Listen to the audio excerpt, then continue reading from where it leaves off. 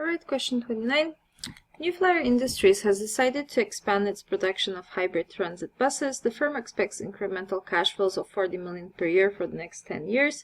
The upfront cost of the expansion is 150 million, and there are additional issuance costs for external financing of 15 million. If the New Flyer's weighted average cost of capital is 7.5%, what is the NPV of the project? Alright, so let's take a look at this. So what do we know? So the expected incremental cash flows are, free cash flows are expected to be 40 million for 10 years. At upfront cost, so cash flow 0, upfront cost is 150. But there is also issuance cost for external financing, so we have to account for them. So the total cost is 165. What's the NPV of the project? So NPV of the project would be negative 165 plus present value of this annuity. So we can do this in calculator, we can do this in Excel. If we want to use Excel, we can just do our cost was, as I mentioned, negative 165 plus NPV. Although in the NPV version, we're just going to have to repeatedly write the value of the cash flows, but I mean, let's do it, why not?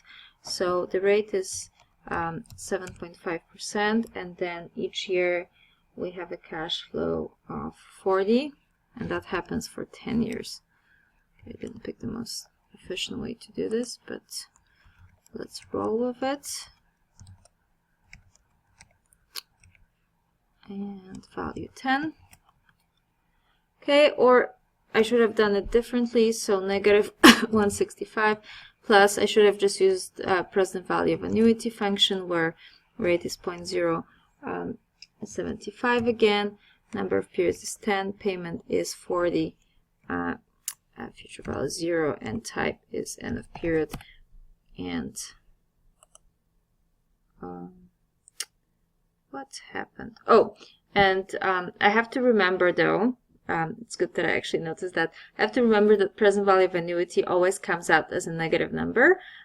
Here, of course, present value of payments of 10 million would not be a negative number because these are all positive payments. So we just have to remember when we use the annuity formula for our capital budgeting that we need to put a little minus here, and then we come up with the same answer.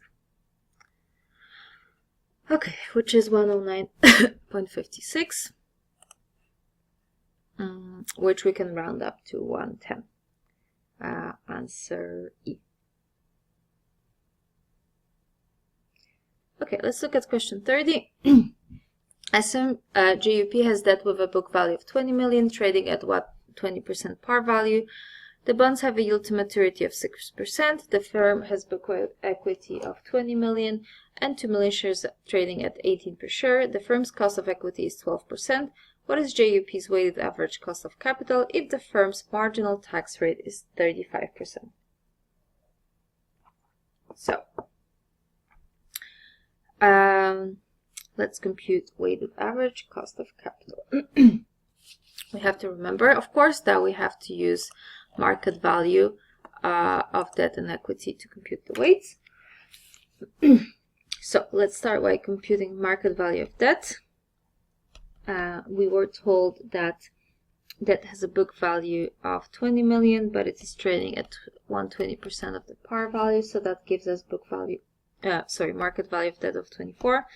Market value of equity, we have 2 million shares outstanding at $18 per share, so that gives me 26 million.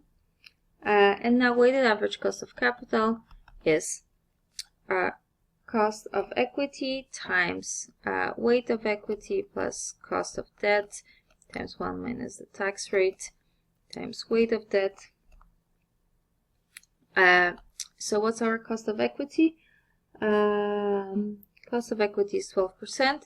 Weight of equity is 26 divided by 26 plus 24, which is the total amount of assets. And then cost of debt was given to us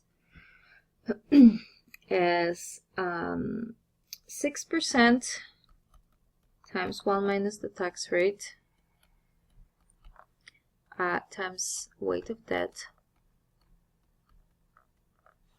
And when we compute all this out, what do we have? We have 12% times 0.6 plus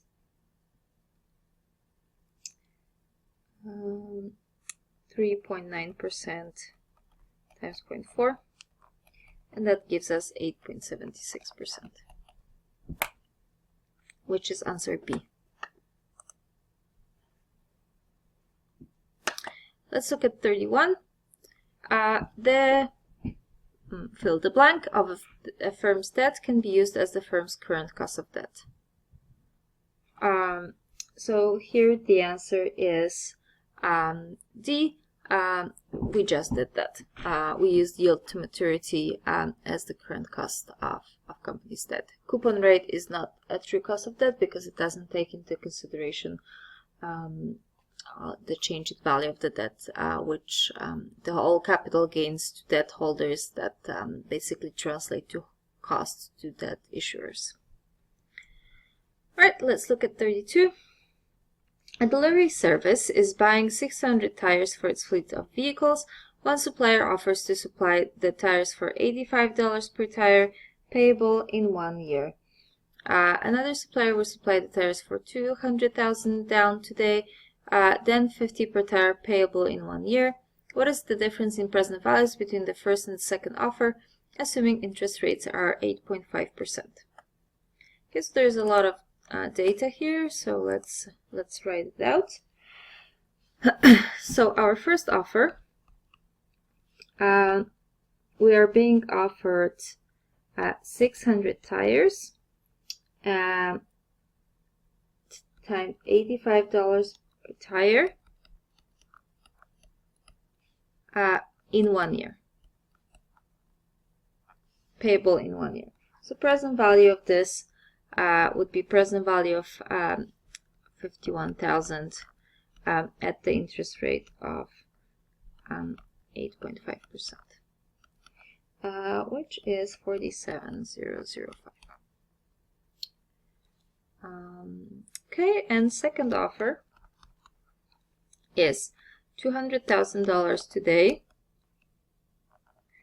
plus present value of $50 per tire times 600 tires in 1 year. So 50 times 600 gives me $30,000. So second offer.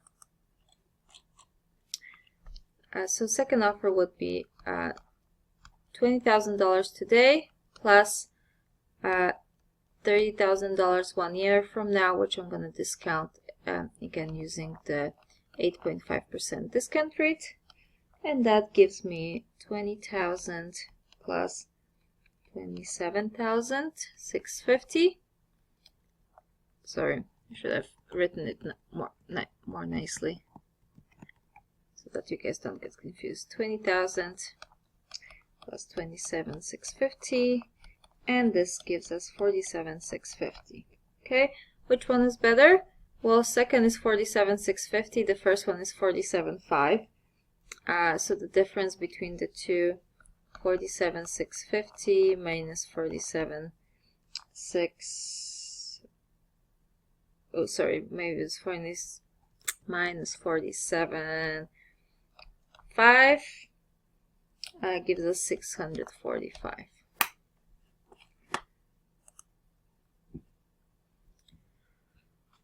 Which gives us answer.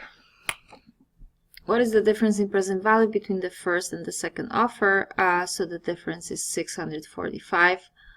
I had to look something out. It gives us answer E.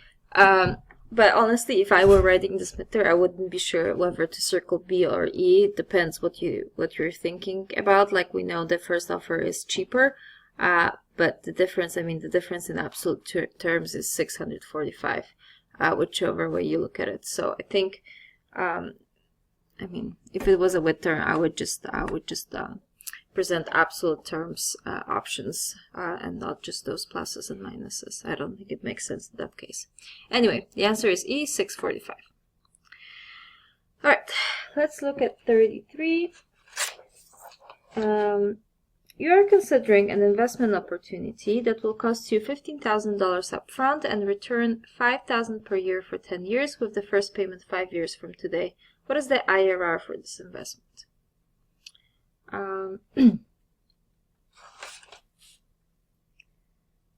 So we can do this using calculator, or we can do this using Excel. We can try let's try Excel maybe. So what do we know about this investment?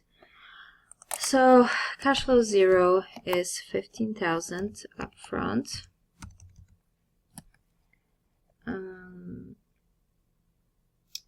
And then we have cash flow 1 to cash flow 10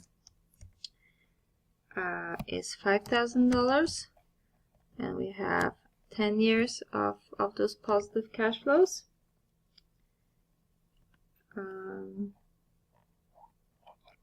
But oops, actually it says the first payment is 5 years from today. So if the first payment is 5 years from today, that means that this is our cash flow 5 to cash flow 15. Oops, sorry, cash flow 5 to cash flow 14. So the first payment is 5 years from now, and then it goes for 10 years. If you're confused how it works, you can always just write those cash flows fully. So this is 0, this is negative 15. Then 1, 2, 3. So one can do it like this, where for the first 4 years the cash flows are 0, and then the first cash flow of 5,000 is 5 years from now, and then it goes on for 10 years. So 1, 2, 3, 4, 5, 6, 7, 8, 9, 10. Right? So now to compute the oh wait, we don't want net present value, we want internal rate of return. So here to compute internal rate of return, sorry, I'm just trying to make so that we can see everything. We can use the IRR function. So IRR, and then we just select all the values that we have here. Okay, so from 0 to 14. And that gives me 14%, or more precisely, oh, by the way, if you guys don't see this, this is what I'm using to get more precise information. Okay, less precise, more precise. So more precisely is 14.39%. I can also show you how to do this on calculator. So when you have your cash flow function, your cash flow 0 is 15,000 negative. I'm just going to write 15. We're going to remember it's in thousand. And then my cash flow 1 is 0, and it has a frequency of 4 cash flows, and then the next one would be 5,000, and it has a frequency of 10 cash flows.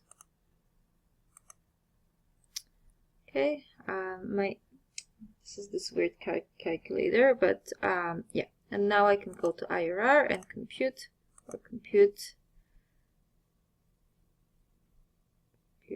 IRR, and that gives me 14.39%, same answer, which is rounded up to 14.4. All right, 34.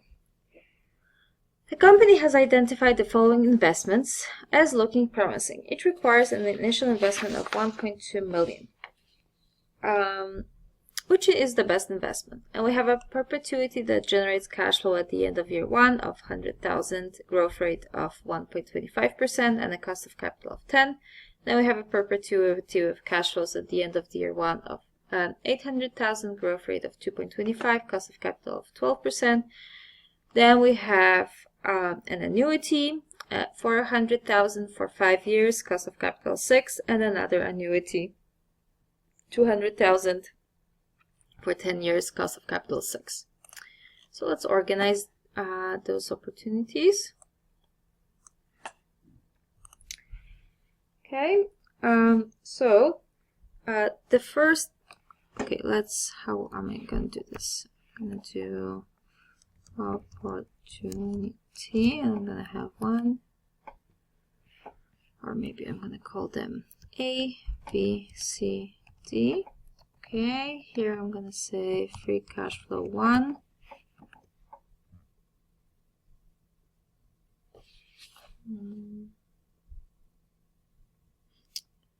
Free cash flow 1. By the way, they all have free cash flow 0. Cash flow 0 of 1.2 million negative. Free cash flow 1 for the first one is 100,000. Growth rate, here I'm going to summarize growth rates. Growth rate is 1.25%. Cost of capital 10%. And this is perpetuity. So number of periods, perpetuity.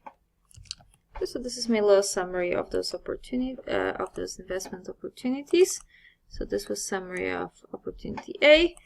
Now for opportunity B, cash flow 800,000, growth rate of 2.25%, cost of capital of 12%, and this is also a perpetuity. C offers us 400,000 growth. There is no growth rate, just 400,000. Growth rate is 0, 400,000 at the next 5 years. Cost of capital is 6%. And this is an annuity, 5 years. And the last one is 200,000. And no growth rate. Cost of capital is 6%, and this is an annuity of 10 years. Okay, so for perpetuity, we're just going to use our formula solution. So first I'm taking my cost, which is negative 1.2 million. Well, actually, since I wrote everything in full numbers, I'm also going to write here full number. Okay, so I'm going to take my cost, and then I'm going to add to that present value of growing perpetuity, which is computed as my first cash flow divided by R minus G. So divide by 10 minus 1.25.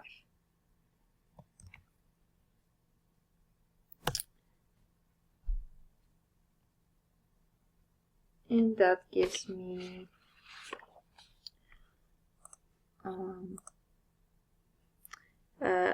negative 57,000. So negative net present value. Okay, for the next one, same cost plus present value of growing perpetuity. So again, I'm going to take my first cash flow divided by R minus G. And this gives me positive cash flow of 7.4. Oops, of 7.7 million. Let me see if I wrote everything correctly.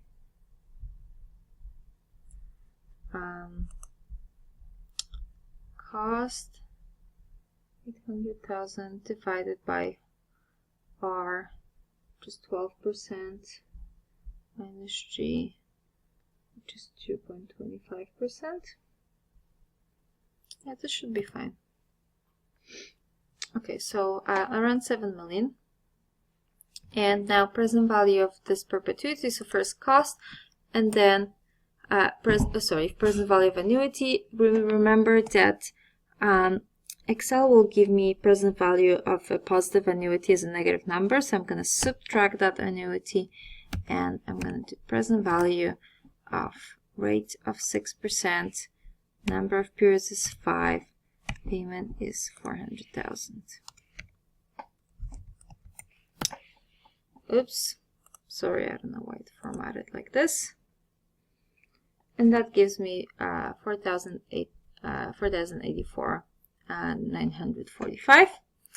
Also a positive value, and then the last one is cost. Again, I'm subtracting the present value just because that present value formula always gives the opposite number. Rate is 6, number of periods is 10, payment is 200,000. And I have, again, with the formatting, around $300,000. Okay, so obviously B is the winner, the highest net present value.